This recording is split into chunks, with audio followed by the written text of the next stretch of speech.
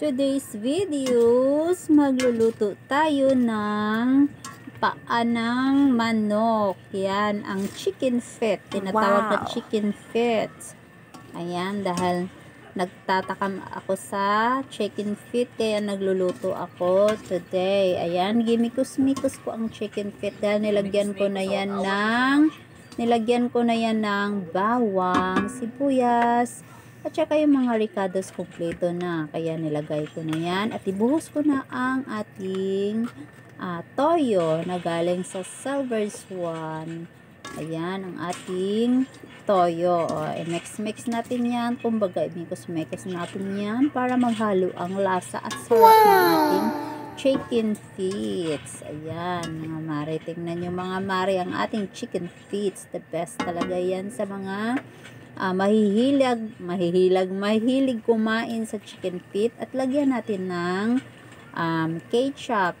Yung ketchup na yan, para yan pandagdag panlasa, para manamis-namis ang ating niluluto na chicken feet. Ayan, mix natin yan. At para din mamula-mula siya ng maganda tingnan yung chicken feet paglagyan ng ketchup.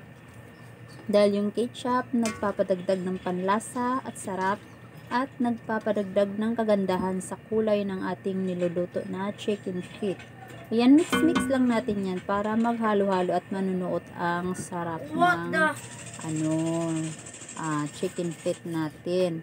Ayan mga mare, buhos din natin ang ating oyster sauce. Ang ating oyster sauce na galing sa Mamasitas.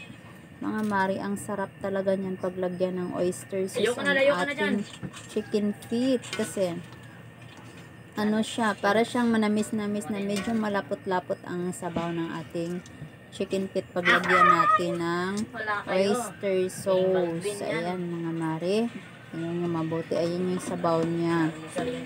Marami-rami ang sabaw na yan mga mari, pero sa dulo niyan maano din siya, kumbaga natutuyo din yan. Lagyan natin ng 2 laurel at ibuhos natin ang ating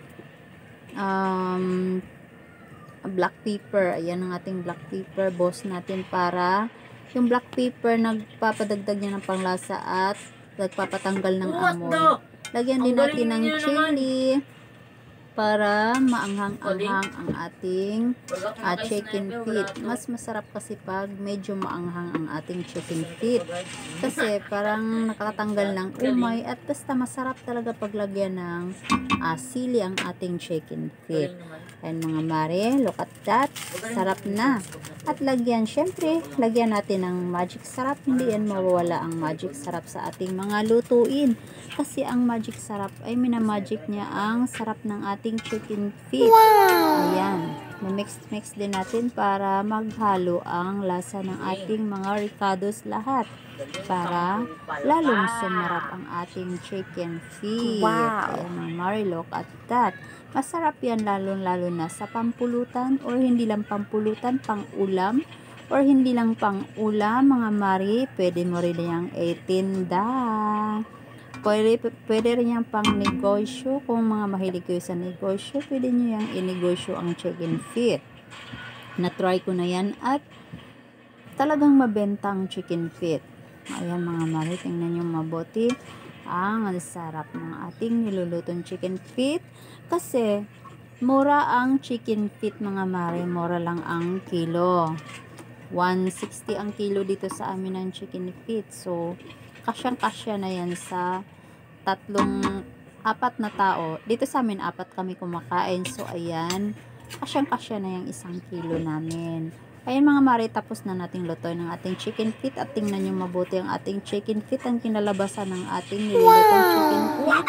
Ang sarap ng ating chicken feet mga mare, nakakatakam talaga tingnan yan. At kung kayo man ay titingin dyan sa ating chicken feet, at siguradong matatakam din kayo. Tingnan nyo mga mare, may sabaw pa, at yung sabaw na yan pwede na yung pang ulam sa kanin mga mare. Yan mga mare, pwede pang pulutan, remember. At yan, let's eat na mga mare. Thanks for watching. Yan, okay na okay, thumbs up daw. Ang sarap daw niyan. The best talaga pag lutong bahay ang ating mga inuulam.